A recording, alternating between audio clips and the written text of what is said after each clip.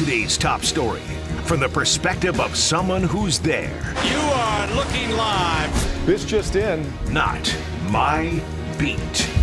Today's set expert is Keith Smith, NBA analyst for Spotrac. Had Keith on the show, not this version of the show, but many shows before. So smart when it comes to the NBA salary cap. And I think it's really important to talk about the cap ramifications of the Bradley Beal trade and kind of the next steps for everyone involved with someone who can actually give us that level of information. So, Keith, welcome back to the show, man. Good to talk to you. I appreciate it. Thank you for having me. Absolutely. So I had a caller call in yesterday with a question, and I gave it my best shot at answering, but I'm going to re-ask it to you because you can do a better job than me because I'm a broadcast major who's very bad at math. But the essential question was, why do the Wizards have to do this now? Why could they not wait to do a trade if this was all, quote-unquote, Phoenix could offer them? And you get what is seen as pennies on the dollar in return. And my attempt at an answer was talking about how the new rules of the CBA are coming in and how the math changes when you cross over into July and all this stuff. So can you try to answer that question in a much better way than my attempt yesterday?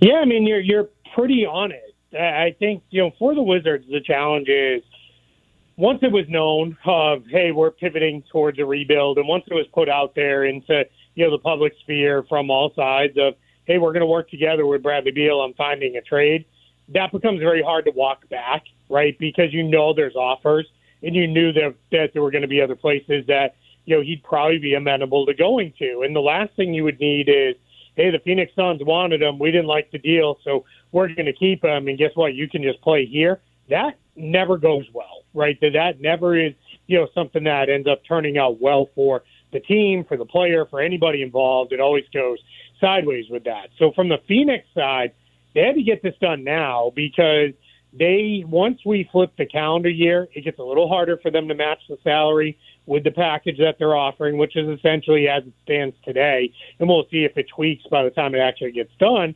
It's a get out of jail free card on Bradley Beal's contract. They're basically getting out of that without owing a whole heck of a lot, to other guys. So that's what was offered. It would just be much harder. And then as you get, if they kept him for, say, a year, and we're a year from now talking about this, any of those really expensive teams, they're really limited on how they can put together trade offers and trade packages, and it just becomes very, very messy. So that's part of what drove this whole deadline of let's get this done. And then because it's the Suns, let's get it done here in the next few days ahead of the draft, or at least ahead of the league year changing over on July 1st. Keith Smith from Spotrac is with us. And again, there's new rules with the new CBA, which is hilariously not finalized from what I understand too.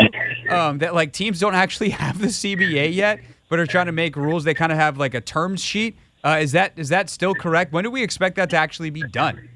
Yeah, as of yesterday afternoon, the team still did not have that final copy of the CBA, which goes into effect in, let's say, the 20th, so about 11 days.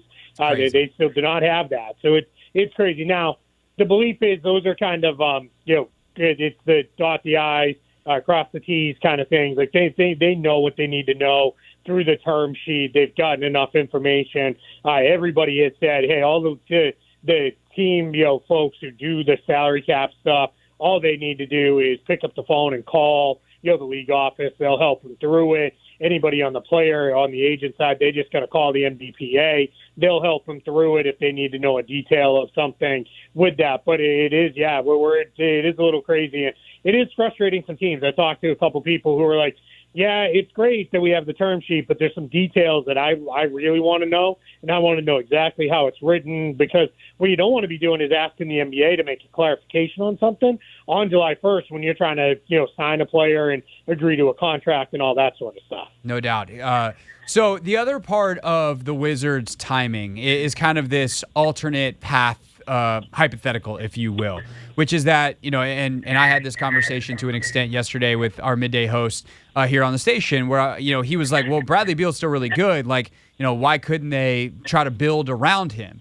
And, well, that does on some level come down to your thoughts on Bradley Beal, the basketball player, and whether he's someone that's capable of building a team around that doesn't involve, like, drafting Victor Wembanyama and having someone of that caliber come in. There is also a trade rule that very much limits the Wizards roster building. Keith, can you explain how difficult it has been and will continue to be for the Wizards to make a trade until that Knicks pick that they owe ultimately is no longer a part of their future? Yeah, they're somewhat limited in the way they can trade a first-round pick. So if you were going to go the other direction, right, if we rewound things a week or so and it was, hey, we're going to build around Bradley Beal, well, then what you're probably looking to do is, all right, we're going to get Kristaps Porzingis signed to a new deal, keep him around. We're going to try to re-sign Kyle Kuzma, and then, we'll make a couple trades and we'll try to push this thing forward. What makes it challenging in the make the trades part is, you're absolutely right. They owe this protected pick, which still has several years of protections to run. It's now, I believe, owed to the New York Knicks after changing hands a couple of times. So what happens in that situation is you can still make a trade. So basically, if it's, all right, we owe a pick to the Knicks next year, and I don't have it right in front of me, so I apologize. But if it's something like it's top 10 protected next season, yeah, I think it's top 10 next year, top 8 and 25. Okay. All right, it's protected through 26, and then it's like 26, 27, it becomes seconds. Perfect. So in that case, to top 10 next year. So basically, if you think you're going to be really bad, you're like, all right, well, we're probably going to keep it. That rolls over another year. We can't trade the pick. Or if hey, we're going to be great and we can deliver it and get it out of here. What you can do is you can write up the language of a trade. So let's say, right, they owe that pick to the Knicks. Let's say they made a trade with the Orlando Magic. And they said, hey, Orlando, we're going to make this trade. And then they could write it up and say, we're going to give you a pick that conveys 2 years after we finish this obligation to the Knicks. The problem is, if that was to carry out all the way to the end, now you're past what's tradable for picks. And then that becomes, the Magic are like, well, yes, we're taking second-round picks in 2029. Now that becomes, a little bit messy there. So it's just a complicating factor in that because you can't trade consecutive picks. You have to have at least a year in between. And because they have those protections and don't know when they're going to deliver that pick, that becomes a little bit of a tricky spot there. Right. And then the other thing, too, is if you say Zion actually becomes available, because this was something that was posited to me mid-year, is look, here's the path of how we get good with still having Porzingis, Kuzma, and Beal on the roster. Let's say, and at the time, the person told me, keep an eye on LaMelo in Charlotte. Let's say LaMelo by the end of the year is get me the hell out of here. I do not want to play in Charlotte. You can't trade multiple first-round picks because you can't trade picks in consecutive years, right, with the Stepien rule. And because you can't trade first-round picks in multiple years, if you don't know when that Knicks pick is going to convey, it literally prevents you from trading multiple first-round picks, correct? Correct. Yeah, again, you could write up the language as long as you had enough years to run it out, where it could be, 2 years after, pick 1 goes, 2 years after that, pick 2 goes. That was the situation the Chicago Bulls got in with the Orlando Magic and San Antonio Spurs. They gave Orlando 2 picks for Nikola Vucevic at the trade deadline a couple years ago, and they had to then, when they gave up a pick to the Spurs for DeMar DeRozan, they had to write out the language because those picks were all protected, where it was, all right, we're going to do this pick, and then 2 years after, the second pick will go to Orlando 2 years after that. If it's conveyed, then San Antonio can get it. But if not, then it goes to this. And it was like trying to decipher through and read. There was literally one point I had to write it all down on a legal pad so I could lay it all out year by year what it could be just to understand. And this is what I do all day, every day. So you can do it. It just gets extremely complicated to get into those things. And there's a lot of teams that are like, we just don't even want to deal with it. It's just not a place where we want to be. So, yeah, it was going to be tough for them to trade. Now, the other thing that people would say is, well, then you make another trade with the Knicks. It could be something as minor as we're going to trade you the draft rights to somebody, and as part of that deal, you amend and say, hey, we're just going to give you the pick next year. But the problem is, and you're only willing to do that if you feel like, yeah, we'll be a playoff team. We're going to be really good. Because if you don't feel like that gets really risky, and that's the kind of stuff. I mean, I get it. The front office is all changed over anyway, but that's the kind of thing that gets you fired. Right, totally. The Wizards certainly not in position to give up anything unprotected next year because they might intentionally somewhat be terrible. And of course, that's and I think it's top 12 actually next year, top 10 the year after that, top 8 the year after that. So we'll see when that ultimately conveys. But again, the idea that they could win a bidding war for a Zion, a Ja, a LaMelo, a whoever, insert young player who's good here is just impossible because you can't offer a package of multiple first-round picks. Which brings us to my next question. Keith Smith, NBA analyst for Spotrac, is with us here on the Hoffman Show. How do the Wizards ultimately then do this? Because if you don't do what the Thunder did, where they get every pick the Clippers own from now until forever, it's like, okay, well, we see the path. You're going to use the first-round picks to draft players, or you're going to package them and acquire players in a trade. The Wizards got on paper, they got nothing back. But, Keith, what did they unlock here? Like, what is the path forward for Will Dawkins to build this team as the new general manager? Yeah, provided they do not turn right around and give Kyle Kuzma a 4-year, 5-year big contract, or do something crazy with Porzingis, you unlocked a ton of flexibility moving forward. You eliminated after after this trade, $208 million that was owed to Bradley Beal. That's now off your books. That's you basically have wiped your hands as clean of that as possible after this season. We'll see, maybe even before, because we don't know how it's going to turn out with Chris Paul and with Landry Shamet. If they reroute those guys, if this turns into a third trade or whatever, we could feel very differently about it. So I get it. There's a lot of people who are screaming and yelling of, Bradley Beal is a 25-point per game scorer, and, he's really good. And, we know he's paid a lot of money, but they got literally nothing back except what looks like a bundle of second-round picks and, some pick swaps. Well, why? What were they doing? Well, what they were doing was getting out of $208 million owed to Bradley Beal through the next several years. And because you found a place he was willing to go to, that made it key to get it done because of that no-trade clause.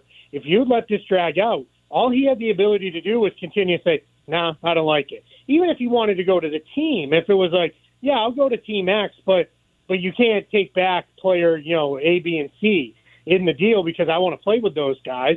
That just makes all those things very, very difficult. So, in this case, it was one of those things where they made the decision of, hey, we want the flexibility, we want to clear the books. And I think there's reporting out there of, maybe, Porzingis and Kuzma work new deals with the team and all that. I tend to find that to be fairly unlikely because I think they're going to really do what they can to say, hey, we're going to bottom this thing out and we're probably going to be pretty bad for a year or two. But they did, and that's all new territory for the Wizards, right? They've never really done that. They've always been kind of, we're content to be somewhere between, 6 and 10 and chasing a playoff spot and all that. And it was made very clear in every press availability after the new front office got there that, hey, we have permission to, blow this thing up and fully rebuild if we need to. So it's a new place to be in, but, it's not the worst place in the world. You brought up the Thunder.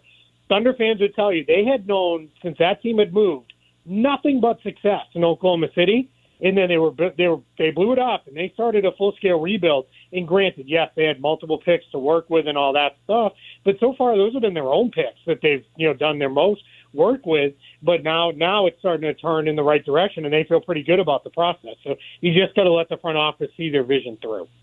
Yeah, definitely. And the thing is, you said with that flexibility, it allows you to take on bad contracts. It allows you to do all these things to acquire assets and then ultimately use them. But I do think the Kuzma part of this is interesting. Like Porzingis opts in, he gets $36 million this year. You flip him either immediately or at the deadline, hopefully, and that allows you to get some kind of asset. Sweet. That one's straightforward. Kuzma, there's kind of this adage in the NBA, Keith, you don't ever want to lose an asset for nothing, which would mean the Wizards would want to re-sign Kuzma so they don't just lose him. But considering their cap situation, are they better off re-signing him and trying to find a trade home and letting him, they got to pay someone, and two, someone's got to take shots. So if he goes and averages 25 a game for the first 3 months of the season, is that actually the worst thing for them? Like, what do you do with Kuzma? Because they're also in the rare spot that teams get him where if they let him walk, like that actually is cap space potentially for them because they are going to be so far under thanks to getting rid of Beal's money. Yeah, a lot of this comes down to what happens with Chris Paul. They just take Chris Paul in at the roughly $25 million he's guaranteed, and they waive him and move on from that. Or if they then flip him for another deal, or they somehow work a deal where, hey, he's going and we're not even taking money back because going into cap space or whatever the situation is, then I think you're in a spot where, you know what, let's really, in one summer, let's take this thing down as far as we can.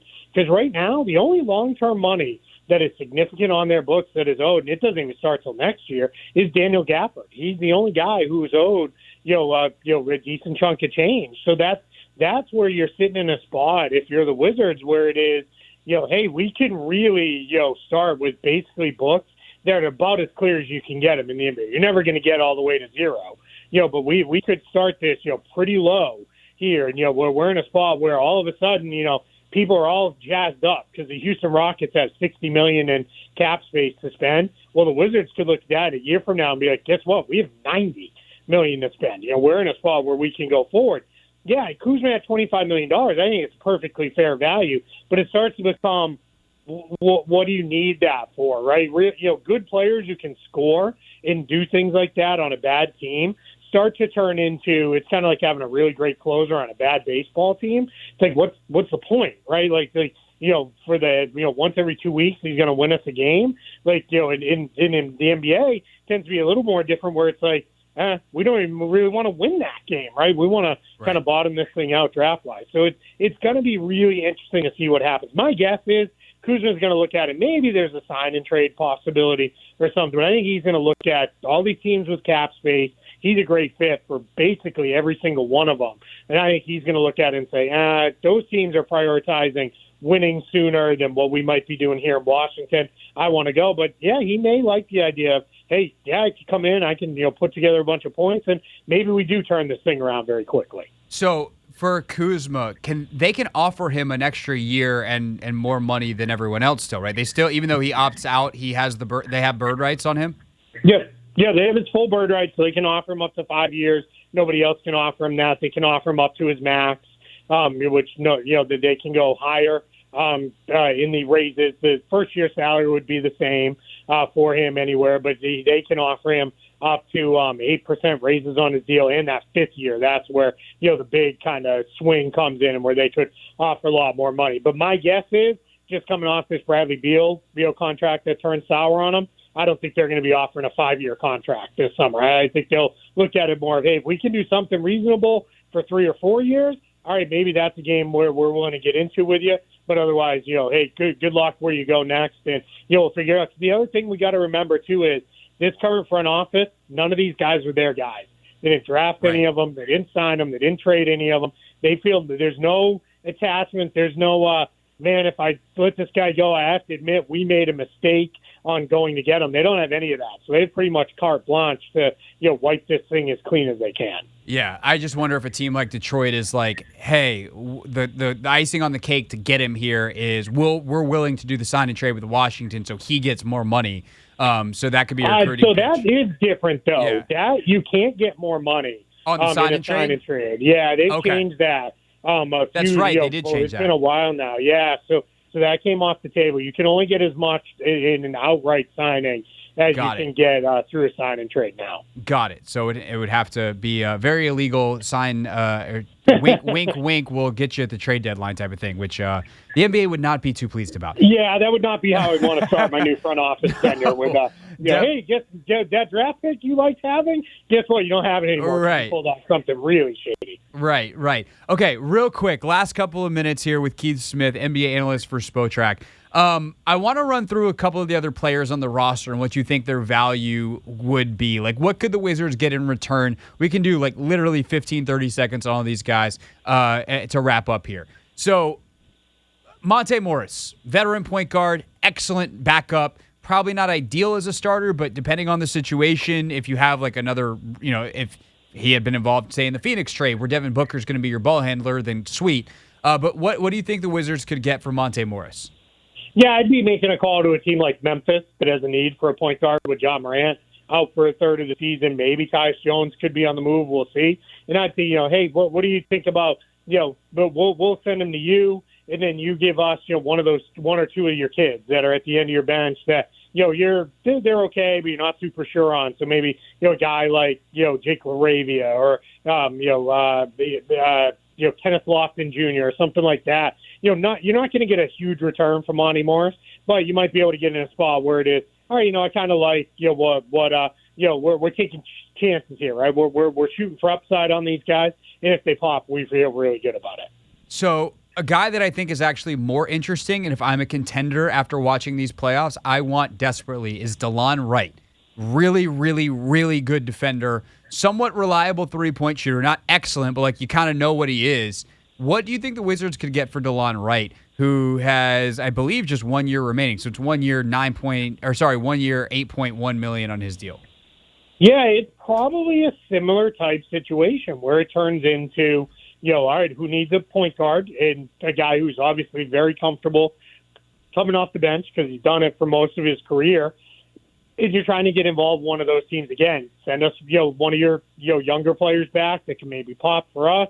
Maybe a guy who needs to change the scenery. Think about what James Wiseman got traded for, right? We're going to shuffle the deck chairs a little bit around here. You're probably looking at something like that. Who was a former draft pick that's maybe a year, 2, 3 years into his career, and we can get him, we can bring him in here and give him a bunch of minutes and see if he can really become something. Because the challenge is with those guys, most of the teams that are really good as contenders, they're pretty well set at point guard. So you're probably looking at, hey, I'm going to bring you in as a high-level backup player, and a high-level backup point guard, there's a limit to how much you're going to give up to get him.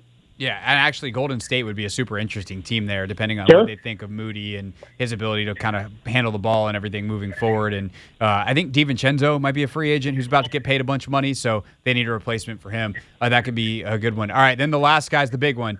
What do you think is a realistic type of deal for Porzingis? Because I've seen some crazy stuff where it's could he in the 8th pick go to Portland for 3? And I'm like, in what dream world does that happening? But realistically, what do you think they could get a first-round pick or I'll call it a high-quality young player in exchange for Kristaps Porzingis?